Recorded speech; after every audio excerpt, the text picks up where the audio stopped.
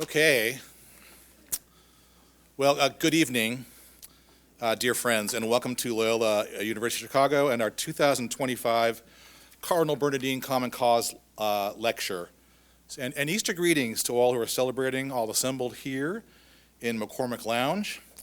My name is Michael Murphy, and I direct the Hank Center here at Loyola. And on behalf of the Jesuit community who co-sponsor this lecture, on behalf of our Hank team, Katie, our center manager, Jules, our graduate student assistant, Joe, our associate director, who's home, Vincent, Emily, and Matthew, who are our intrepid student workers, and they prepared so well for this.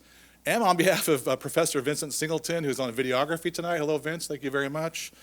And on behalf, of Joan and Bill Hank, who I can't say their name without smiling, doing okay at 96 years old each. And their generous endowment funds our many enterprises. On behalf of all these people, I give you the warmest welcome I could muster. It is, of course, with a mixed set of feelings that we gather here together tonight. It's a kind of navigation of opposites that Pope Francis understood so well.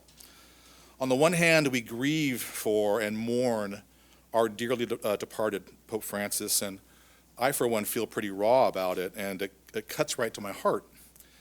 On the other hand, we delight in the way that our loving God called Pope Francis home on the Monday in the octave of Easter. It's perfect, really. Be not afraid, the gospel exhorts us, or Jesus exhorts us in the gospel in yesterday's liturgy.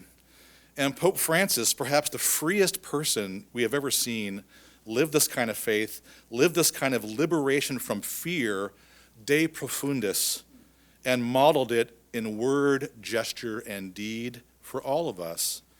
His last book, an autobiography published in January, is simply called Hope, and it's a beautiful read.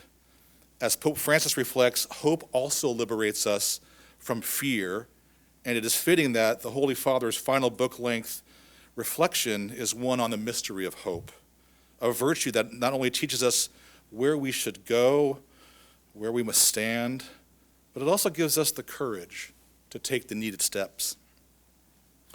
In so many ways, this year's Cardinal Bernardin lecture is cut from the same cloth as Pope Francis, and so we welcome with sincere delight the Most Reverend Mark J. Seitz, Bishop of El Paso, Texas. His hometown is Milwaukee, just so you know, he's not too far away from his roots. We're so glad you accepted our invitation, Bishop Mark, and it's good to see you again. Your lecture title is very powerful: Images and Likenesses, Immigration, Human Dignity, and the Soul of America. And this is a lecture and conversation that we truly need as we negotiate the challenges of our moment. Our Loyola educational mission is attuned to such challenges, and embraces them without fear. The Hank Center, for its part, cultivates conversations and practices in the Catholic intellectual and social tradition, a most sturdy tradition that is sourced in faith, reason, justice, and love. None of these elements stands alone. And with Bishop Seitz, we will see examples of how all four of these components work together, along with several other important others in the mix as well. A warm welcome also to our university president, Dr. Mark Reed, who will formally be introducing Bishop Seitz in just a moment and providing his own personal welcome. Thanks for being so present to our events, Dr. Reed. Just a brief word about the Bernardin series, and then I'll hand it over to Mark. Two Marks, I suppose. It was 42 years ago now when Joseph Cardinal Bernardin of Chicago delivered the 1983 lecture at Fordham University that inspires this series. A lecture that calls us to serious engagement with the Catholic intellectual tradition and the humanitarian demands of Catholic social thought and practice. A lecture that calls us to account for the whole. A lecture that calls us today with renewed vigor. Cardinal Bernardin entitled his 1983 talk, quote, "A Consistent Ethic of Life in American Catholic Dialogue." And it was bold. It was, of course, also far-sighted in that Cardinal Bernardin located and decried trends in culture that are now, unfortunately, in fuller bloom. division and polarization in many human communities, the church in the U.S. being one such community. But that's not the last word. We know this. Cardinal Bernardin's habit of mind was quite simply a Catholic habit of mind, and this is the difference that the Catholic intellectual tradition proposes. So much to embrace in its care and expanse, in its accounting for the whole, which is what the word translates to, Catholic, basically, but then so much to quarrel with in Catholic thought when its demanding commitments depart from our myopic preferences and our petty politics. We notice now more than ever that it is not easy for people who deeply adhere to a priori partisan divisions to realize that the Catholic moral and religious vision challenges all partisan and human ideologies. Rather than accepting the breadth and depth of a more expansive and ventilating theological, social, and ethical tradition, the temptation remains for many of us to pick and choose and retreat into perceived safety and the false truths of political habituation. Cardinal Bernardin knew this. Pope Francis knew this. And I dare say Bishop Seitz knows this. For our part, the work of Loyola, the work of a Catholic university, is to educate against such partisan seductions so we might help liberate our students by forming them in a tradition that transcends ideological foolishness. I'll note that all 7 of our Bernardin lectures are available on our Hank Center YouTube channel, and all have been published by Commonweal magazine, a tradition we continue tonight. And I'm pleased to report that Bishop Seitz's lecture will be published probably in July by Commonweal. And I wish to thank editor Dominic Preziosi for the opportunity. Hello, Dominic. There are also co-sponsors at Commonweal, and it's always a delight to work with you, Dominic. It's a delight to work with you, Dr. Reed. And let us all welcome our university president, Dr. Mark Reed, who will provide our introduction to Bishop Seitz. Thanks, Mark.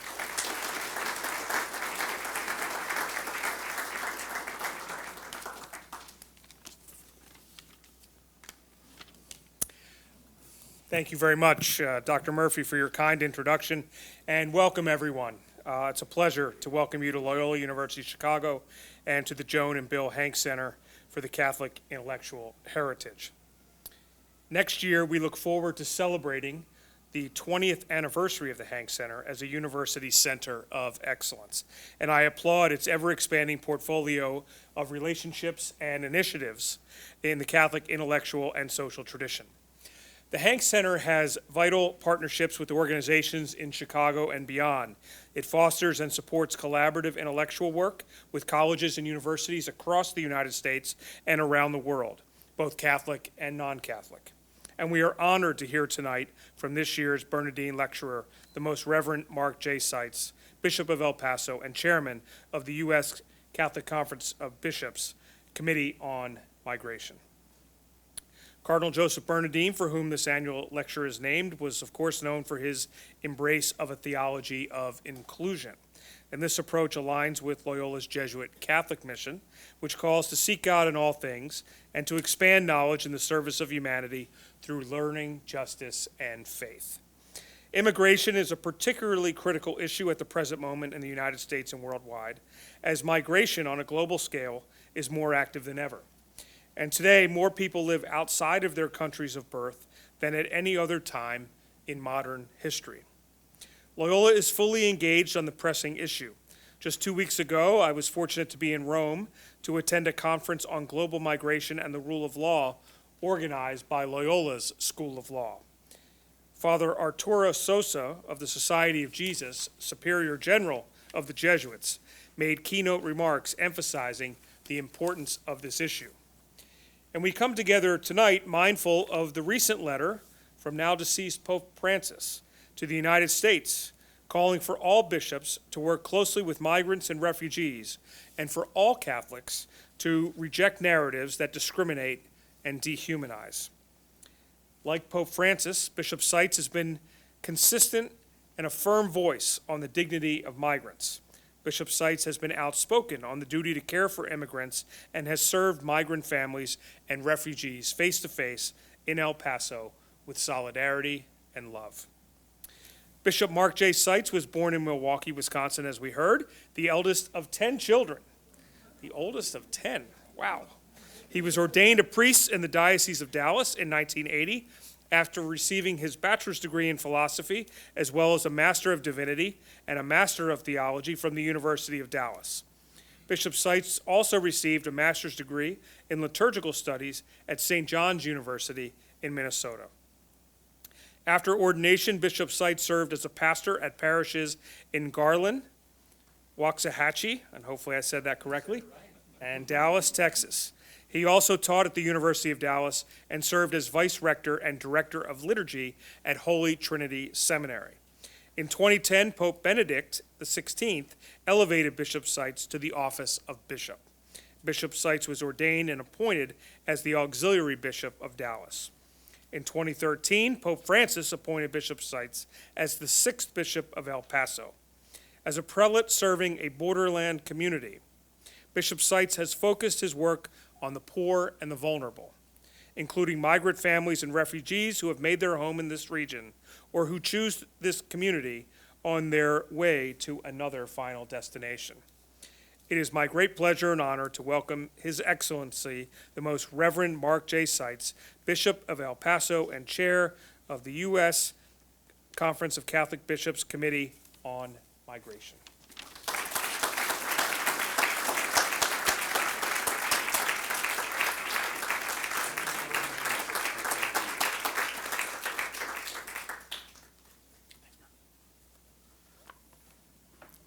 I'm going to turn this off. Okay. I didn't know for a moment whether I was going to have a talk for you, or at least I'd have to make it up, because I looked at my screen on the tablet and it was blank. It decided to update. So hopefully we've got it back from some technical whizzes around here. You know, if I were to be giving, or if I were to be in your place right now, I think I'd have a hard time paying attention to the speaker because, wow. What is that out there? Do they call that water? I'm from the desert, you know, right now, but that is amazing. I love it. Let me begin by thanking President Reed for his kind introduction and welcome. I'm very grateful for the invitation to be here at Loyola University. In your person, Dr. Reed, where are you? Yeah, back there. Let me also thank the broader university community for your fidelity to the institution's Catholic and Jesuit identity, for your fidelity to the institution's identity, and also for your work to give expression to our shared commitment to the centrality of the human person and human dignity in the academy, in the church, and in society. Today in particular, I think it's important for me to also offer some words of thanks and encouragement to you as you navigate this moment in our nation's public life. This university occupies an important place in our country and in the Catholic Church. There is certainly responsibility that comes with that, which right now requires the defense of intellectual freedom and the freedom of expression, as well as support for your international students, our dreamers, and support for the cause of justice for immigrants. For these commitments, President Reed, I also thank you in the name of the USCCB's Committee on Migration.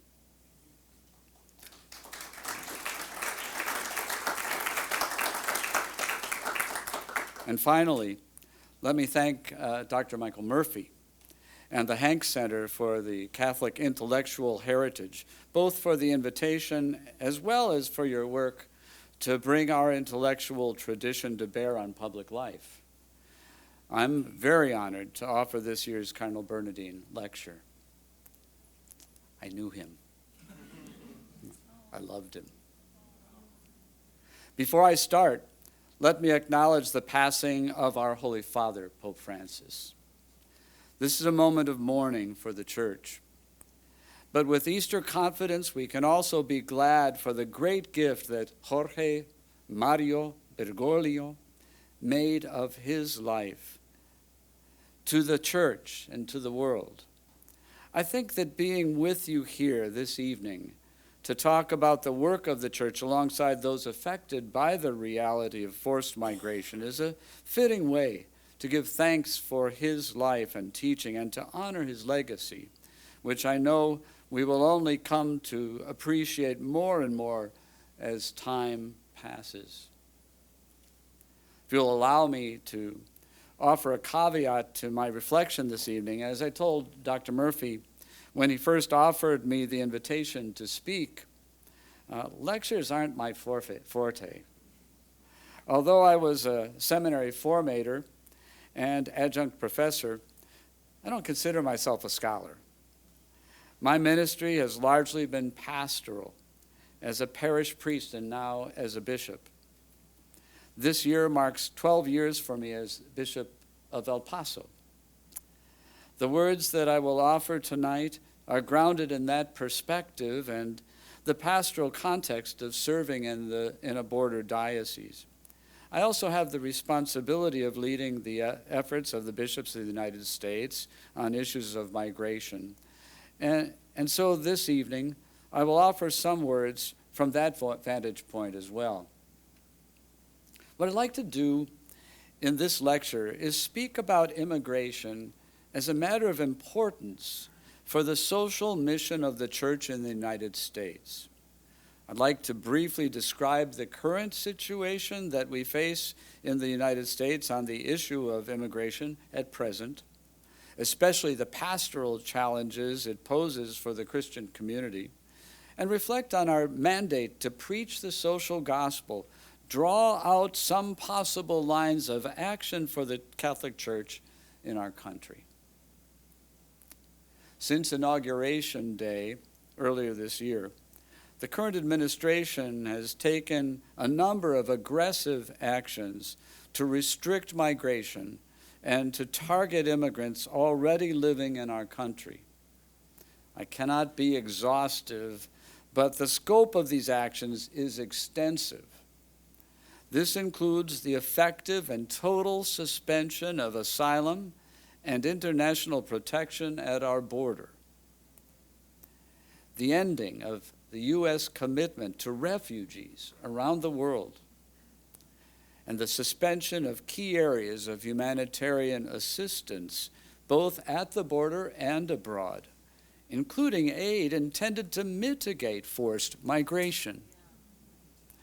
Within the country, consistent with campaign promises to enact the largest deportation in American history, the administration is laying down infrastructure to make these promises a reality.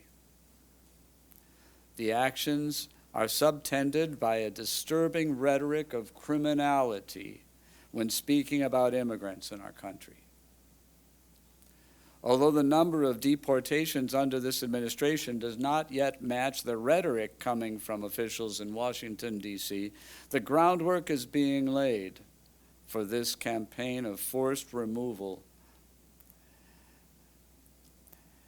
and should give us pause. First, we've seen the erection of an offshore detention site at the symbolically charged Guantanamo Bay Naval Base. We've also seen the recent agreement with El Salvador to imprison migrants without regard for essential due process protections, as well as reckless willingness to test the limits of judicial authority. Additional sites within the United States are being planned or already being stood up. In El Paso, for example, a contract has just been signed with a private vendor for a large immigrant detention center. I suppose I shouldn't call it a concentration camp. The contract is for a sum of money which nearly equals ICE's entire annual detention budget last year. Here, I also need to mention the deployment of the military to the border and the preparation of orders for the military to take control of the border, which raised significant pace comitatis concerns. In addition, the administration is actively taking away legal immigration status, parole, and TPS, that's temporary protected status, from hundreds of thousands. It is enlarging the pool of those potentially vulnerable to deportation. I should also note here the reversal of the sensitive locations policy, which formerly represented a modest and humane measure of restraint in avoiding unnecessary enforcement actions in churches, schools, community centers, hospitals. Because the law always permitted urgent enforcement actions in these places, more than anything else, the reversal of this policy is significant on the level of symbols and narrative meant to deliver a message that even bedrock principles and norms that ensure the integrity of the polity, including deference to the sacred, the education of children, and the pursuit of health, will be sacrificed to the politics of immigration. In addition to the federal government, more and more states have enacted anti-immigrant laws over the past year. And many governors and mayors are promising to collaborate with the Trump administration on immigration enforcement. Punitive and restrictive laws were passed last year in many states, including Iowa, Florida, Oklahoma, West Virginia, South Carolina, Georgia, Louisiana, and Tennessee. Leading the pack, however, is my home state of Texas, which has spent billions of taxpayer resources to deploy the National Guard and state police to the border, has passed legislation to criminalize migration, has constructed border walls, and is readying still another bevy of troubling anti-immigrant bills in the current legislative session. These state efforts are also part of the infrastructure of a national deportation campaign. The administration will depend heavily on local police and sheriff departments to collaborate in deportations, particularly through what are known as 287G agreements, which essentially deputize local law enforcement to perform immigration enforcement functions. These agreements vitiate community trust. When one segment of the population feels they cannot count on law enforcement not to deport them, or a close relative or a friend, victims will not call the police, and everyone will be less safe.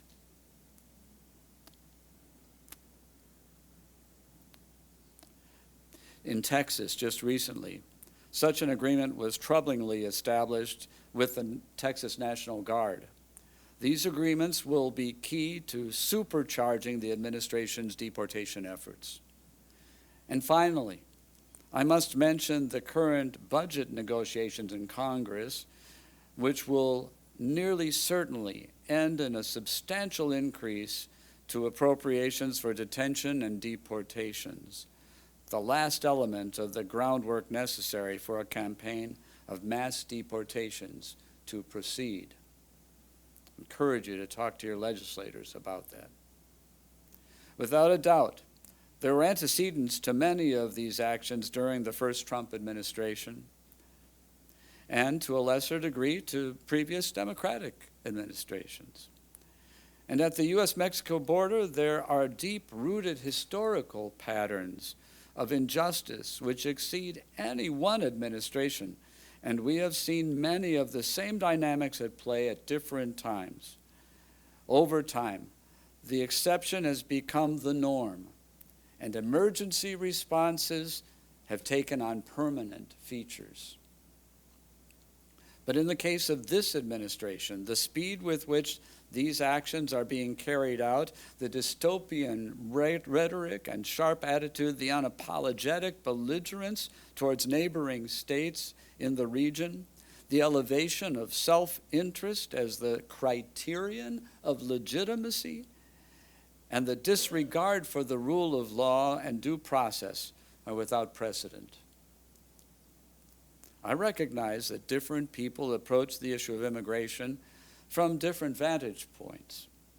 For some, this is mainly a political issue, and allegiance to party identity trumps, all other considerations. In the past, former Republican presidents George H.W. Bush, and Ronald Reagan promoted meaningful reform and legalization initiatives. Who can forget the words from President Reagan's last speech of office? We draw our people, our strength, from every country and every corner of the world. Can you imagine that being said today? But today, the party's clear veering towards ethno-nationalism and nativism has taken deeper and deeper hold of the country's political imagination. On the left, under the Biden and Obama administrations, I saw the pro-immigrant rhetoric on display during campaign seasons evaporate once each were in office, and immigration reform, falling victim to various forms of political calculus, was deprioritized. More than that, though, immigration was viewed by recent Democratic administrations as a fundamentally technocratic issue. If we were just able to achieve the right balance of incentives and disincentives for people who migrate, the right number of immigration judges or Border Patrol agents, the right type of visas, the correct ratio of pain at the border, enough to dissuade people so that the numbers of arrivals don't become a political liability, but not so much as to provoke a political backlash or too visible a violation of human rights. If we got all that right, then we could solve this. Missing here is the crucial human dimension of migration. The longer this issue goes unsolved, the more the rule of law, the law is compromised.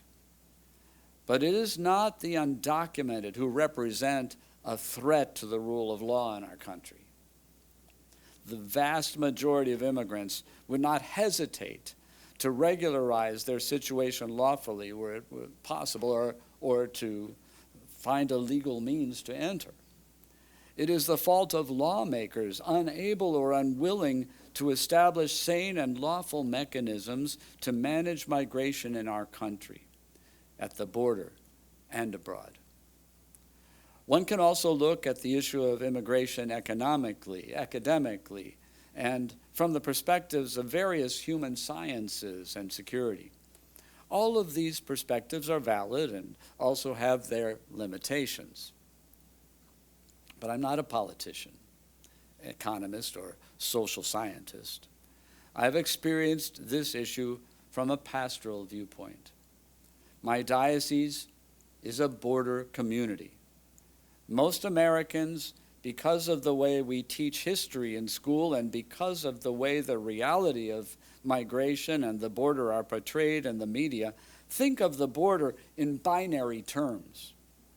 There is a here and there, and a thick, impenetrable membrane between the two.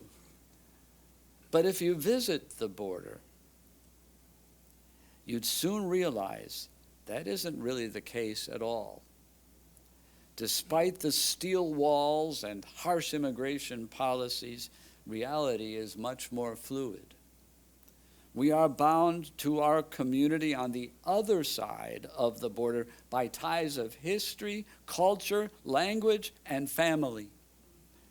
People cross every day to be with family, to work, to trade, and to worship. Some of our Catholic schools might have to close if students from Ciudad Juarez, our sister city in Mexico, weren't able to cross. Students from El Paso also go to Juarez for the technical school there, for other purposes of study. In El Paso is the 6th largest city in Texas and the 22nd largest in the United States. More than 80% of our population is Mexican American. We are about 1/4 foreign-born, and migration has always been part of our story, long before the United States even existed as a country. People are far more valuable than things. May I repeat that? People are far more valuable than things. Human beings are God's creation of greatest beauty and worth. Anything of great value also has the potential to do harm if misused. But human beings present far more potential for good. Do we believe that anymore? What we have learned over the centuries is that migration need not be a threatening reality, but an enriching reality. When the movement of people is embraced conscientiously as an opportunity for human encounter. This crossing of paths is deeply fulfilling and charged with meaning. This is the culture of encounter that our Holy Father has underlined so forcefully since the beginning of his pontificate. What Pope Francis has also taught us is that there is a deeply religious dimension to this work of encounter and to the work of building human fraternity. Our binational culture, together with the living traditions of faith still practiced in many border communities like El Paso, has lent itself to a deep culture of hospitality. My personal experience of this culture of hospitality as a bishop in El Paso for the past 12 years, which finds expression even today in migrant shelters and a myriad of different acts of genuine charity on behalf of people who migrate in so many different efforts by people of many faiths and on both sides of the border, has shaped how I understand and interpret these realities of immigration. There is a deep vein of compassion at the border. And of course, it extends southward to Mexico and Latin America in the many different migrant shelters of the Americas, many connected with the Catholic faith. And it extends northward to many of our parish communities here in the interior of the country. Could it be that the poor have fewer resources but bigger hearts? This living vein of compassion is a reality, a historical reality of a living example of Christian praxis, and it accompanies the aspirations, anxieties, pain, and joys of those who are forced to migrate. The incredible perspective that faith offers is that this reality of migration and this vein of compassion is the very presence of Jesus, the Lord of history, among us and speaking to us today. The gospel alive in our midst. I'm a Christian and a priest. Every day I celebrate the Eucharist with the community in my diocese. And during that prayer, we ask that our sacrifice of reconciliation might bring about ad totius mundi pacem atque salutem, the peace and salvation of all the world. That's what we pray. This living vein of compassion in which we find ourselves as a community is the context in which I pray these words. I offer the Eucharist that the Lord might bring peace and salvation to this people, my people, in my diocese. That includes those who approach and pass through seeking a better life, and oftentimes just bare life. They too are part of us, for we were once them. The many immigrants who are dying in the desert are part of my community, and are also worthy of the Lord's peace and salvation. My community also includes the more than 50,000 persons in my diocese who do not have the benefit of documents. They too are just as much a part of my community. 1 out of 3 of them live with a U.S. citizen child. A campaign of mass deportations would represent a moral crisis in my diocese and a deeply social crisis, one which could tear at the heart of human fraternity. It would tear at the heart of who we are.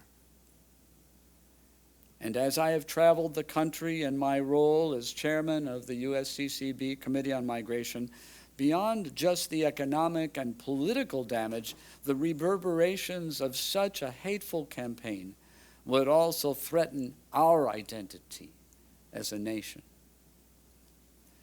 These are the perspectives of a Christian and a priest. I recognize that migration is a complex reality. There must be effective systems of management, more robust asylum protocols, mechanisms for security and order, and legal channels to mitigate irregular migration. The Church has always spoken about these things. The responsibility for shepherding these goals through the political process belongs to the statesman. But we must also find a solution that goes beyond the technocratic, the political, the economic, one that recognizes the historic debt we have as a country, which has generated and generates migration, which has benefited and benefits from the work of migrants, and which is part of a global community. Of course, we failed to do this for generations now, and there are repercussions for our country, for our economy, both for our political economy and our moral economy. In recent years, our ability to reach comprehensive immigration reform has opened up a space for a racialized politics of exclusion, a recurring and dangerous dynamic in our nation's political history that's showing its head again. In the social tinderbox in which we find ourselves as a country right now, there must be a credible response of faith. Our Christian faith must give us something to say to the world today and at this moment. As I mentioned, the Holy Father has underlined the religious character of our work to build a world where there is a place for the poor and for those who migrate. Our Christian faith must make a difference, capable of generating an alternative history to the dystopian one that is presently being enacted. Allow me to offer a framework for a short-term response to this current moment, and then gesture to some deeper work that may be required. To state it clearly, the actions which I have described to close the border to the vulnerable, to deprive hundreds of thousands of persons of legal status, to broaden the state of exception and to deny due process, and to move in the direction of mass deportations are all morally indefensible from a Catholic perspective. These actions will divide families, divide communities, undermine the rule of law, and increase the number of those dying at our borders. Over the short term, then, we must pull together in every diocese to protect our people and to protect the vulnerable. We are speaking about a population that is our parishes, afraid and anxious right now. I'm asking every diocese to put together a plan to ensure that our people understand our rights and that we muster the legal services we are able to protect our people from deportation. ensuring that we know the people in our parishes and that they understand their rights and have access to essential human services is critical right now. Every diocese should also be actively engaged in work for the common good, engaging with local law enforcement and local elected leaders to ensure that our communities remain focused on community security, and that our local law enforcement agents are not enlisted in a destructive and xenophobic political project.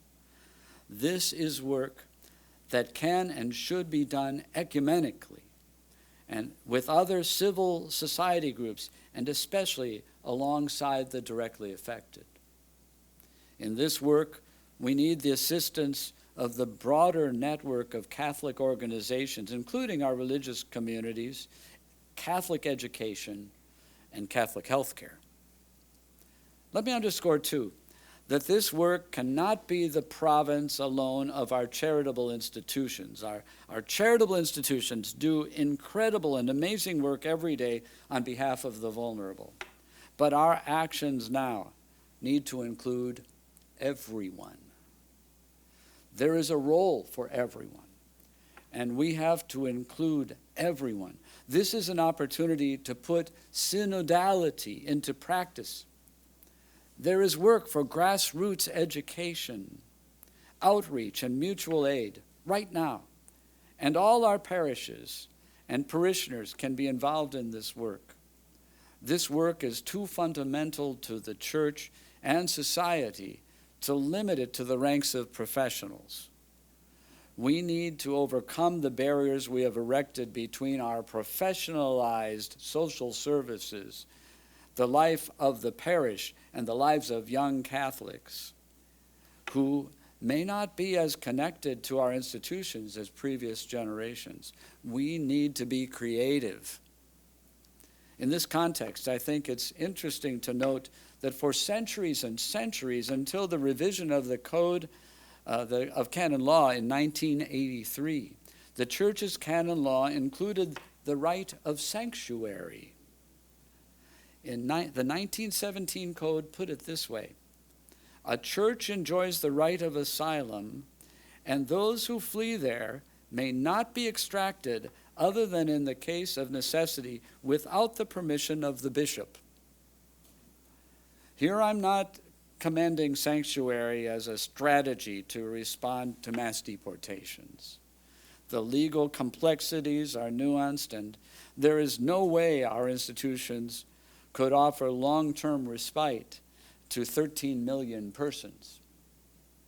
But I do think it's instructive to reflect on our history of offering this option. Our solidarity needs to be more visible. Messages of hate and marginalization are in the public square and on social media. You know it. The public and our people need to see in a clear way that there is a Christian alternative. The way of love cannot be hidden under a bushel basket. It has to be embodied, incarnate in public. In my own diocese, this has meant public processions and vigils in solidarity with migrants over the past several years, as well as a concerted effort to work with our priests so that there is an affirmative message of solidarity and truth coming from the pulpit. Regarding longer-term dynamics, let me offer only a few brief words.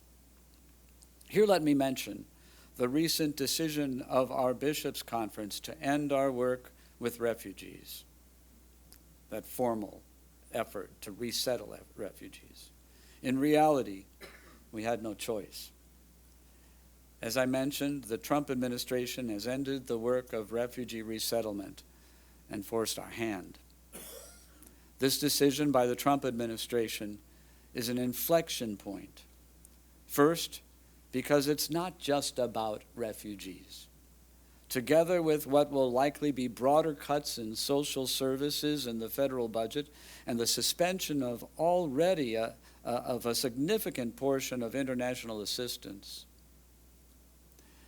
This action is a step in the direction of a government washing its hands of its responsibility to steward the common good by supporting the vulnerable. We need to ask the question, cui bono?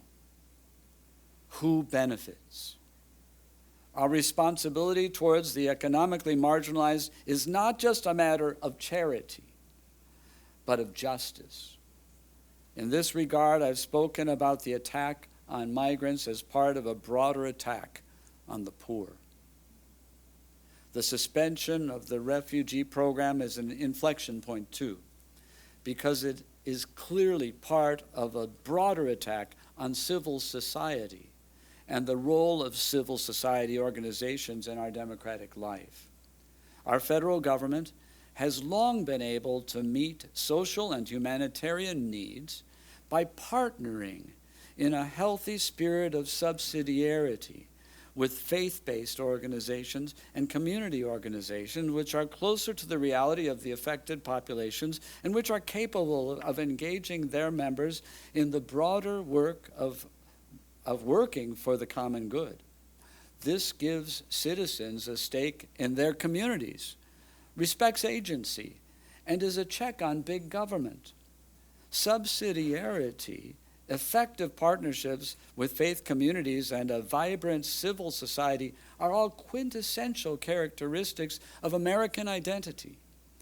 We should all be troubled by an administration taking action to actively hollow out this important democratic space at the same time that it is governing more and more by cultural diktat, executive orders, and actions that erode constitutional due process protections. Perhaps we did not expect a rapid slide into a post-religious authoritarianism from the right. All of this raises critical questions about the health of our democracy. What we see is that the dysfunctional approach to immigration is driven by the deeper crisis of public and social life. On a fundamental level, these are signs that we are losing the story of who we are as a country. This is a crisis of narrative. Are we no longer a country of immigrants? Are we no longer a country that values the dignity of the human person, individual liberties, and with a healthy regard for checks and balances? When we can no longer tell a common story capable of building a common future, as the South Korean philosopher Byung-Chul Han has pointed out, populist, nationalist, and right-wing extremist or tribal narratives, including conspiracy theories, cater to this need. They fill the vacuum. It is here, I think, that we need to return to the evangelical mission of the church. Polarization, of course, is not new in our country or in our church. It was a significant concern of Cardinal Joseph Bernardin. Cardinal Bernardin's seamless garment ethic was an effort to make a persuasive public argument grounded in essential human dignity and to shape more than just public policy. To shape more just public policy, a message directed ad extra to policymakers. It was a necessary effort, and I think it is still a highly pertinent one. But we shouldn't forget that Bernardin's efforts was just as equally intended to rally Catholics ad intra. The political divides of the day had already begun to colonize our American Catholic social imagination, rendering our witness in public life weaker. As he said, it is not necessary or possible for every person to engage in each issue, but it is both possible and necessary for the church as a whole to cultivate a conscious, explicit connection among the several issues. And it is very necessary for preserving a systemic vision that individuals and groups who seek to witness to life at one point of the spectrum of life not be seen as insensitive to or even opposed to other moral claims on the overall spectrum of life. Especially in the United States right now, there is a temptation for us to reproduce the broader cultural and political divisions within the body of Christ. We are very far from Tertullian's, "See how they love one another." Decades later, both of Bernardin's objectives to marshal a strong public argument on behalf of human dignity and the need to bridge divides within the church remain just as relevant and important. In the United States, our ability to marshal effective public arguments on behalf of the common good has been made much more challenging by the current political environment. Secularism and disaffiliation have also taken their toll.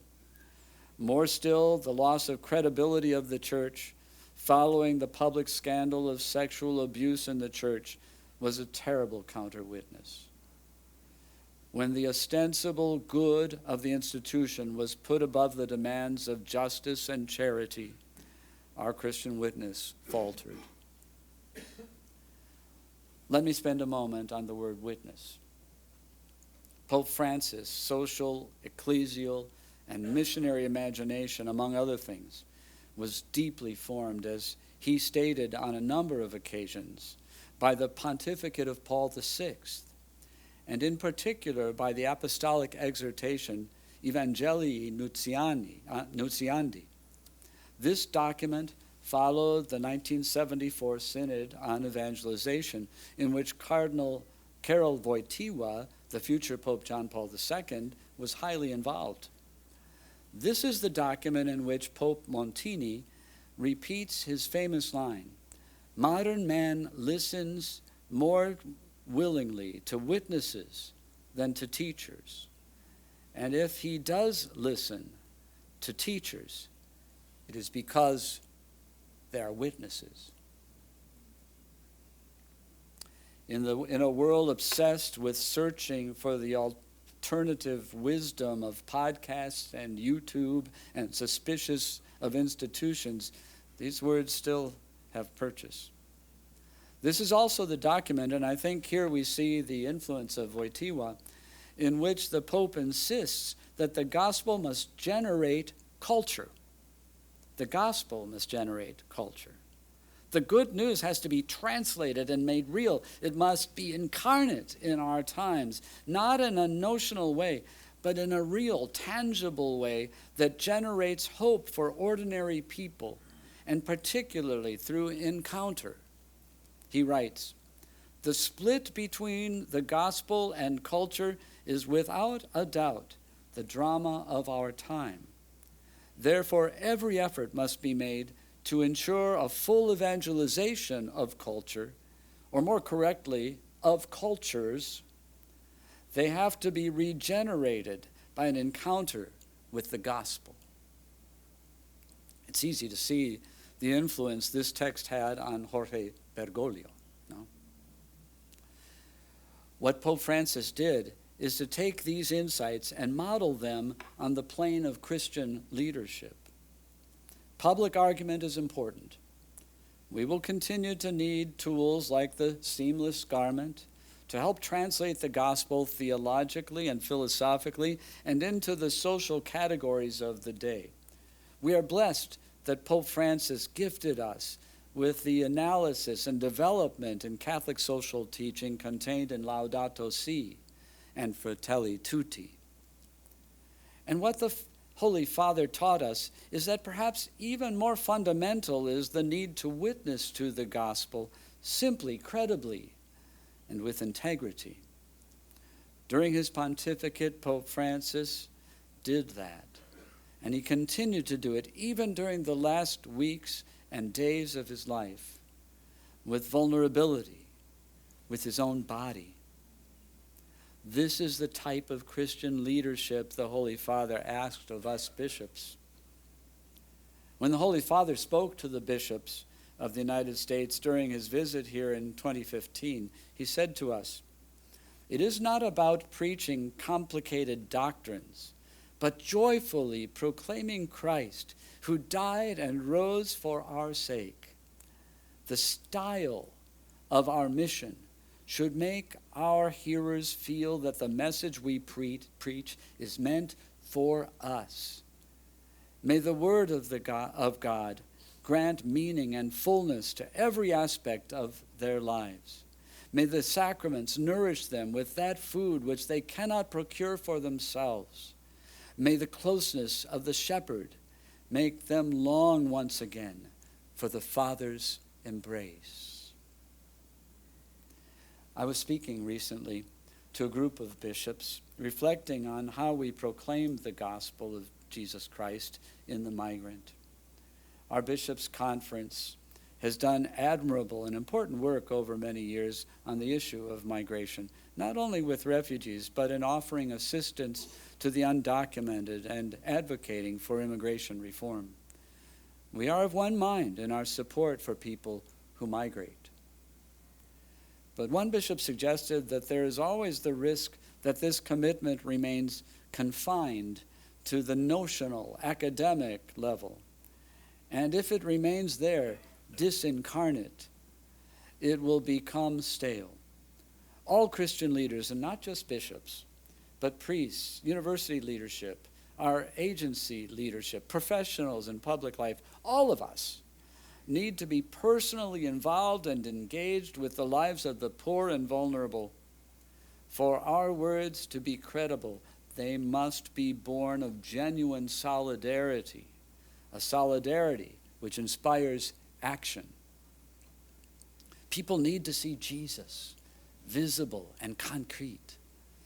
They need to feel his compassion. In the wasteland of this frightening political moment, when everything is reduced to manipulable appearance, they need to see concrete and they need to see credible reasons for hope. This is why, despite all the challenges and obstacles, the Catholic Church in the United States continues to call our nation to be true to the best of our heritage and to continue to pursue the vision that a nation with liberty and justice for all is indeed possible with the help of God. We continue to believe that immigration reform is possible and that one day it will happen, and this is why we keep working for it. It is at the nexus of real life on the margins, close to the pain, as a throbbing vein of compassion, that we discover the presence of God.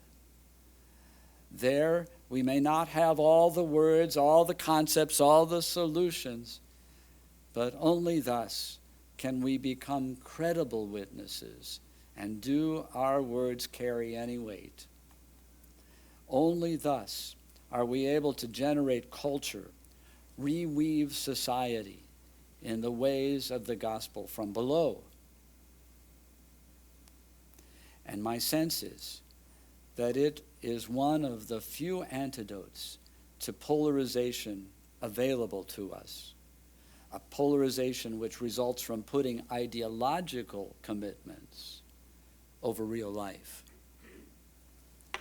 This is precisely the itinerary of leadership that the Holy Father offered us, magisterially, in his actions and in his personal embodied witness.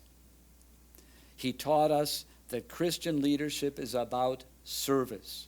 It is about solidarity that inspires action. It demands an unflinching critical attitude towards societal injustice. It makes love visible, and it leads us to work for justice and human fraternity. I think that the church in our country,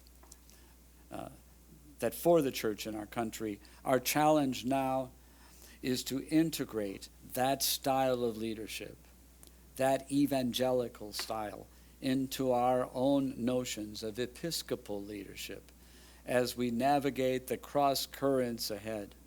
My suspicion is that this model of leadership would have resonated deeply with Cardinal Bernardin. Finally, in this Easter week, let me close with words from the last public remarks of Pope Francis, offered from the balcony of St. Peter's on the day before he died. He reminded us that love has triumphed over hatred, light over darkness, and truth over falsehood. Forgiveness has triumphed over revenge. Evil has not disappeared from history. It will remain until the end, but it no longer has the upper hand. It no longer has power over those who accept the grace of this day. I wish all of you a happy Easter. I look forward to your questions and comments. Thank you very much.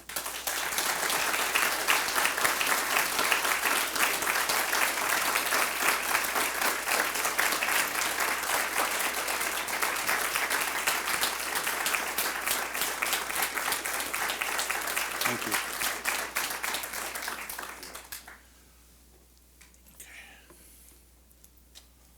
Okay, the hands are already up. Thank you, ma'am. Good. Thank you. So we encourage dialogue. We're a highly dialogical space. I think we have about 20 minutes. We'll see how it goes. But, our friends at Georgetown have a funny line. Please phrase your question in the form of a question. That's John Carr. You know John Carr? Oh, yeah. Yeah. But, you can, if you push back, this is a dialogical, this is a university. We are, this is academic freedom and liberty, and where ideas, this is a safe space. It's always a safe space for thinking, right? That's how we look at it here. So raise your hands, and Katie will have a microphone. I'm going to go over here to Dr. Ross, because I see you. Thank you, Bishop Seitz. I really very much appreciate everything you've said. And I want to say, where has this voice been for the last 40 years? So I know that this voice has been there.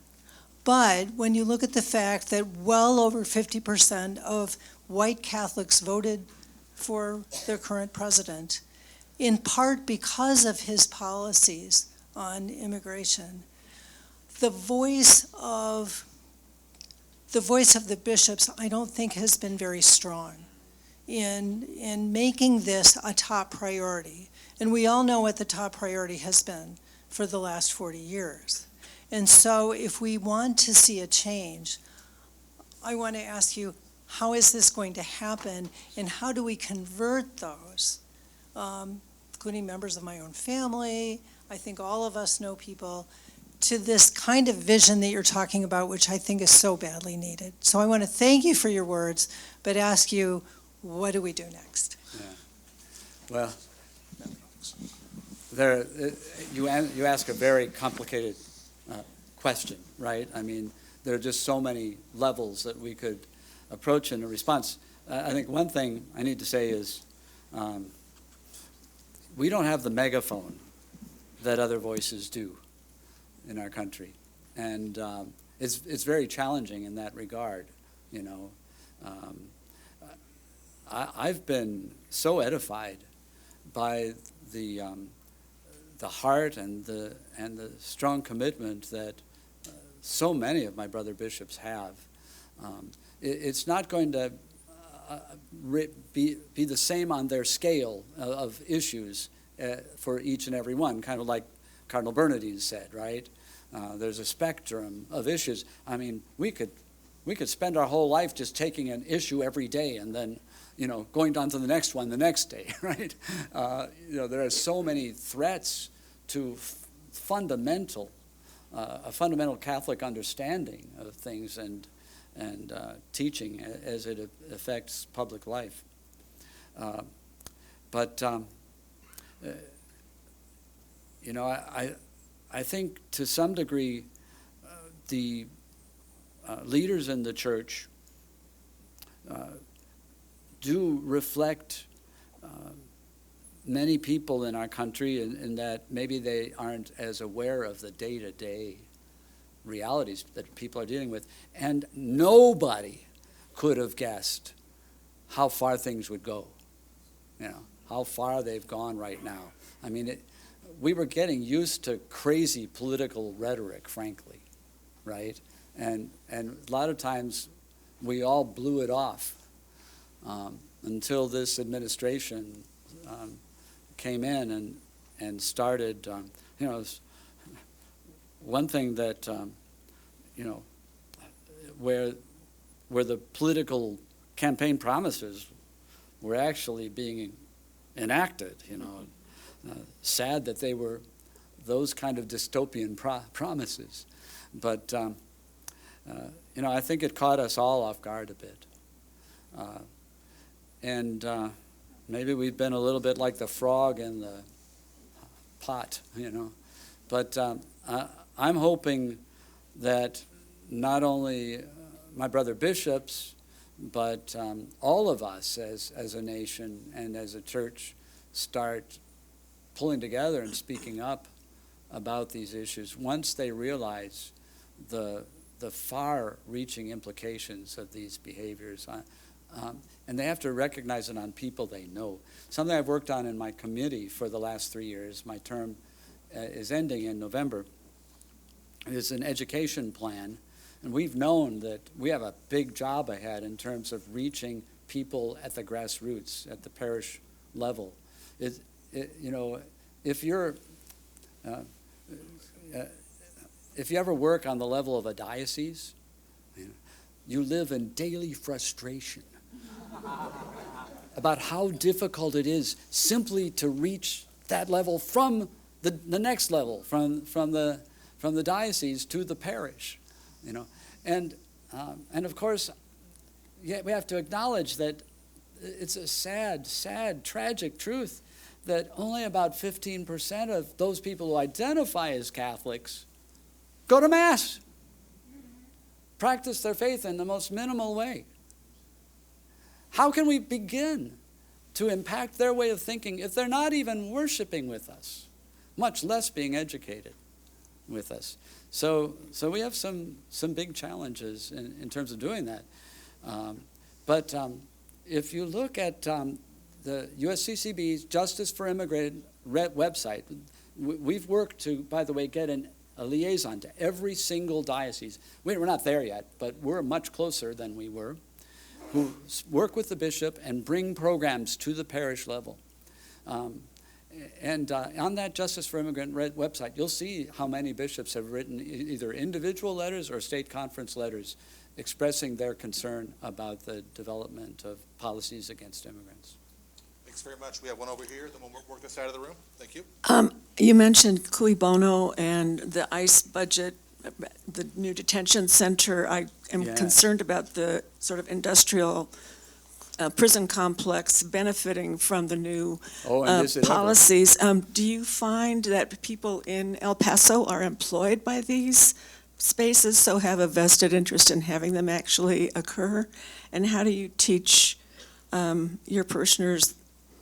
How do you instruct your parishioners about that? Yeah, that's a good point. And the answer is yes, they are affected. We've had camps before for unaccompanied children and the like. We had one in Fort Bliss that held up to 6,000 children at one time. And it does employ a lot of local people. They also fly in people from all over the country. They stay in hotels and they work, 6 days a week, 12 hours a day, and they make bukus of money. So yeah, it's a problem, and I don't think it's the role of the church to say you can't do it. There's a part of me that hopes that committed Catholics will be there. In fact, in that unaccompanied children's camp, thanks be to God, by some chance, a number of folks got into positions of authority there, and it finally got us into the camp so that we could celebrate Mass there, hear confessions and things. So it's a problem, but we need to continue to form people's consciences. Thank you. We're going to be in the front there in a second. I know Katie has it, but I want to encourage student voices. You always get this, but we want to hear from young people. We really do. But right now, our next question, I think, is up front. Is it just, yeah, thank you. Bishop Seitz, thank you for everything. I didn't push it up. Thank you, Bishop Seitz, for everything that you've shared with us. My burning question is that whenever I ask our priests or even our bishop why they're not speaking out, because I don't hear their voices. Their voices are so silent that it's deafening. When I ask, they tell me that they can't speak out on political questions because of the tax question, because they will lose their tax exempt. Is that true? And is there any way that we can address this so we can free up our bishops and free up our priests to speak to the people about what is right and just, because we're losing our people? And what's happening at the border is nothing less than a national tragedy. And so I ask, then I ask, well, why don't we pay our taxes? And I usually get silence from that. So that's my question. Is that a reality? Is that we can't speak, our priests and our bishops can't speak publicly about these issues because of the political question and the tax, like what's happening at Harvard, where they can't, they're in a box. They can't, well, somehow the box has got to move. So, please. Okay, thank you. And you know the reality that we live down there in El Paso and Ciudad Juarez. The truth is, I haven't heard that argument from fellow bishops that they can't speak because of the tax exempt status. There are two ways I can answer that. First of all, in this country, we have something called religious liberty. And what we're speaking to is not, we're not taking a space that belongs to politicians. We're keeping a space that belongs to the church to speak the gospel. And we will continue to do that. Now, that being said, I do expect, you can mark my words, that we're going to see a challenge to our tax-exempt status if we continue to speak on this issue, or anything else that is contrary to actions of this administration, because that is the way they work, But I think there's this thing called the Constitution, the Bill of Rights, and a long history of court decisions that give us the freedom to speak the gospel. And woe be it to us if we don't. Thank you. Back here, thank you. Hi, thank you for your talk. It was a really interesting talk, especially in light of the loss of such an important figure as Pope Francis, who led a lot of talks on a lot of controversial moral issues. And what you spoke that really enlightened me was you talked about the gospel generating culture and good news having to be tangible, especially in encounters.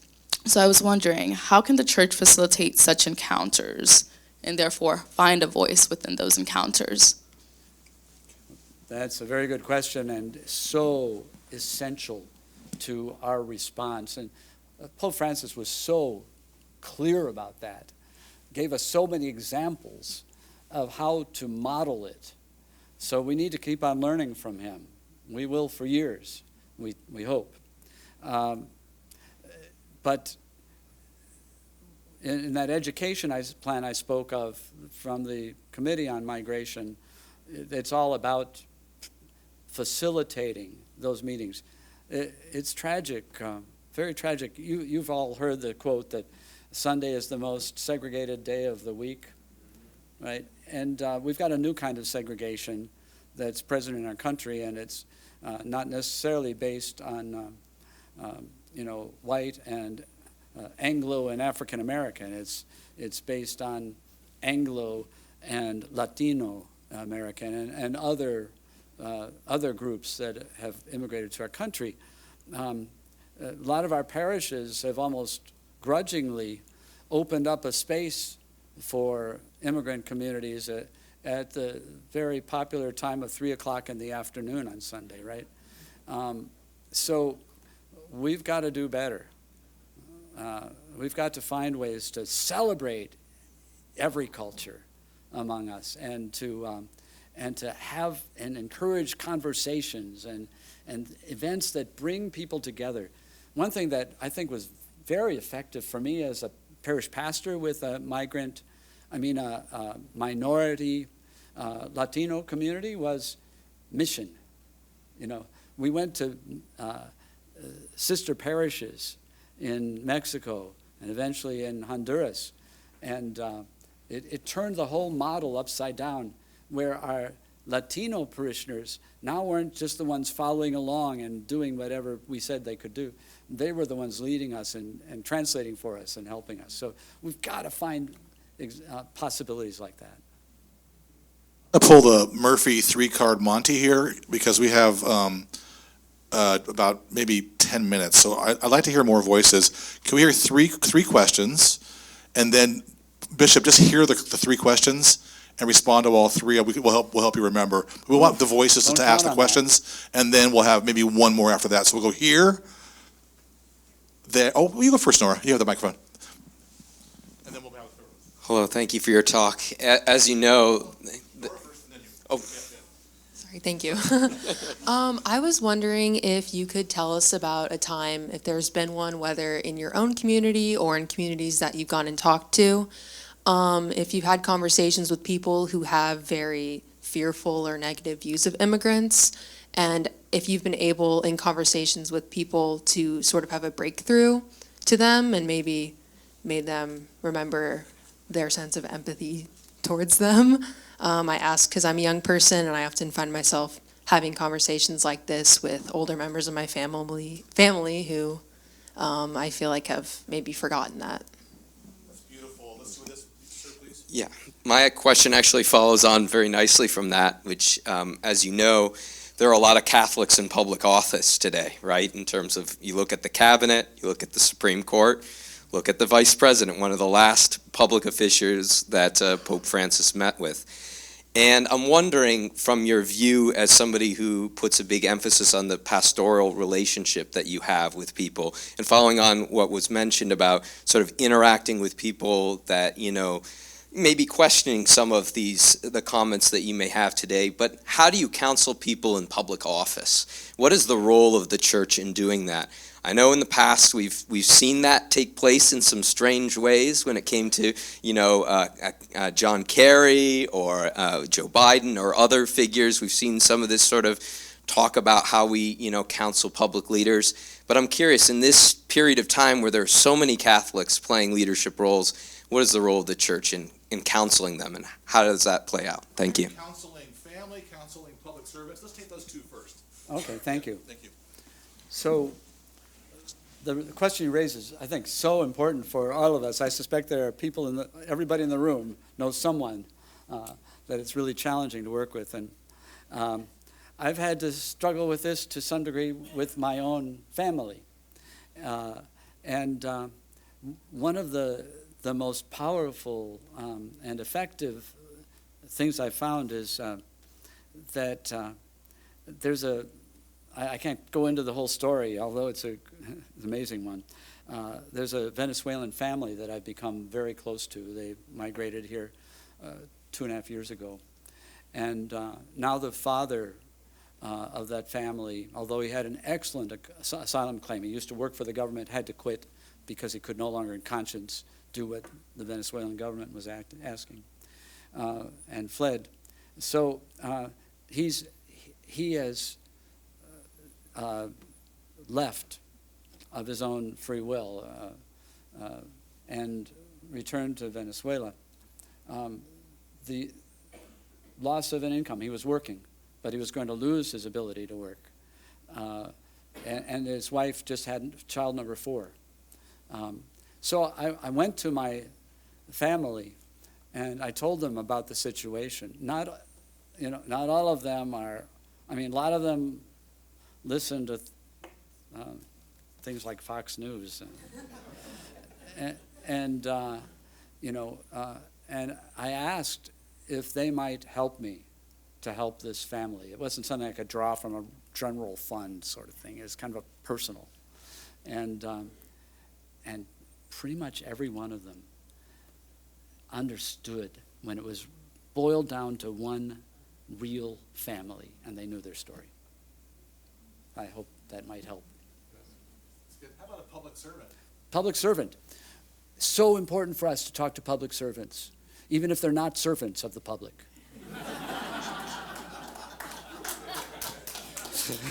Important to talk to people that you don't agree with. When I go to Washington, to Capitol Hill, and I've done that several times in the last few months, I try to talk more to Republicans than to Democrats and to their staffs. And we always look for some element in which we agree. We start out with that, something nice.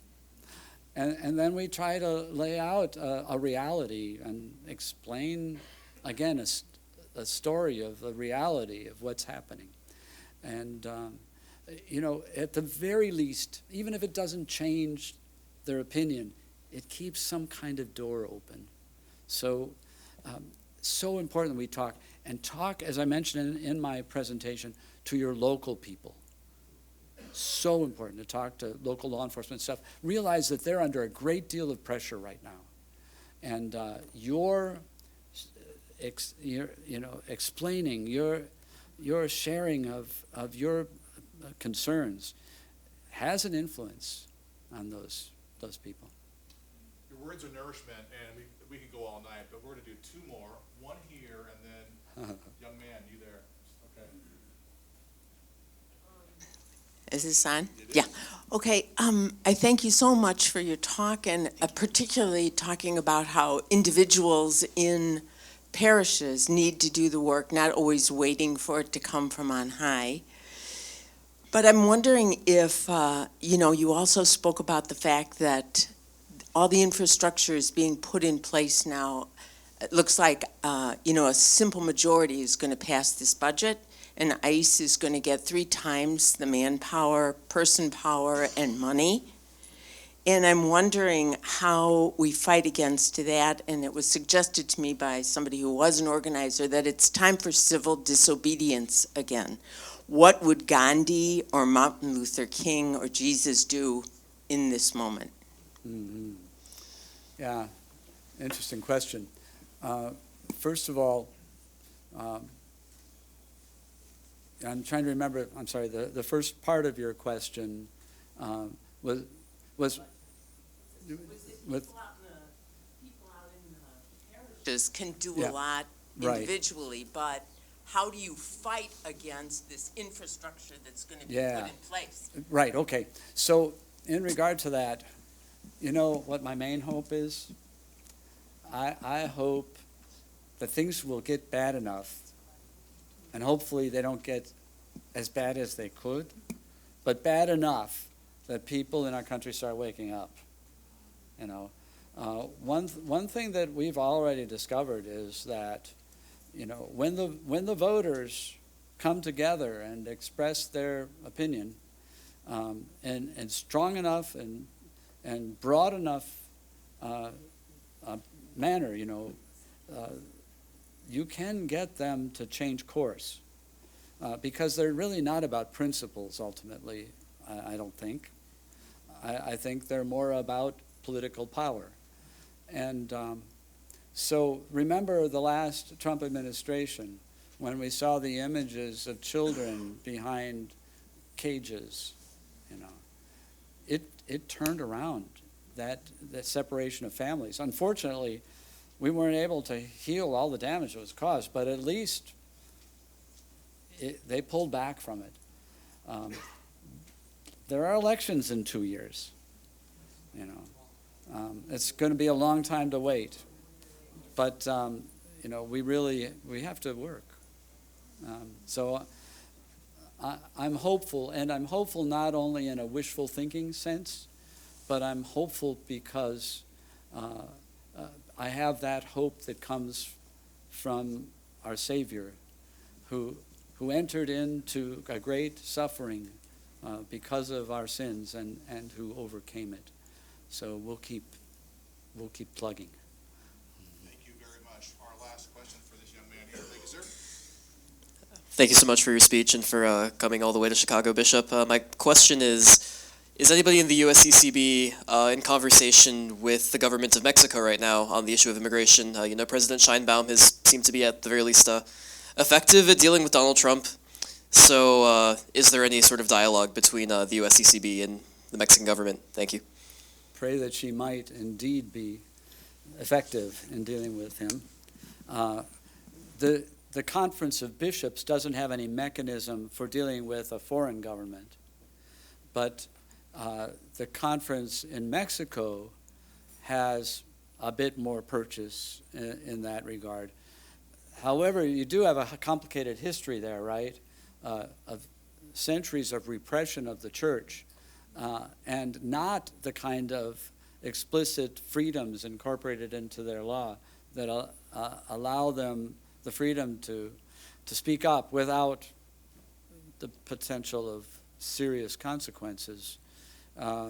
So it's difficult.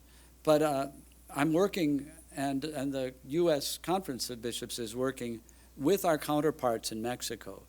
And we do find them getting further organized and finding a voice in responding to these issues. So it's been a very positive development that gives us hope. That's a pretty good last word there, H-O-P-E. And so we do pray for hope, which is based in realism, and we want to thank you for that final thought. And we want to thank you for your leadership, Bishop Seitz, and your witness. And God bless you, and know that you have friends and support here in the great city of Chicago. Please, people, let's show our appreciation for Bishop Seitz.